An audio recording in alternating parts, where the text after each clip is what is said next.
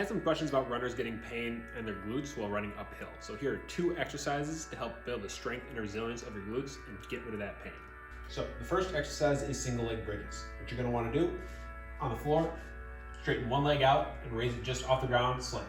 The other knee should be bent to about 90 degrees, and you're going to lift your hips straight up off the ground.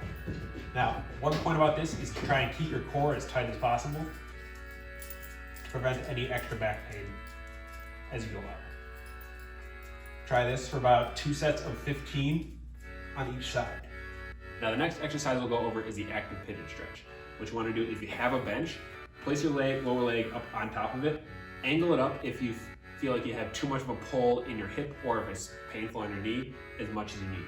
Now, if you don't have a bench, you can do this on a couch and raise your knee up using pillows. But from here, what you want to do is slowly and controlled lean forward as much as you can and come back up. Do this for 2 sets of 15 to get a good load through the side of the hip muscle.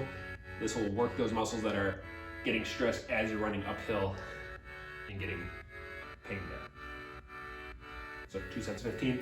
As you get better with this, you can lower the angle and you can even load it using a dumbbell, or if you need to starting out, you can use your hands as a support to progress the exercise. As you lower down, you should feel a bigger stretch along the side of your glute, but you're strengthening, not stretching. This is active.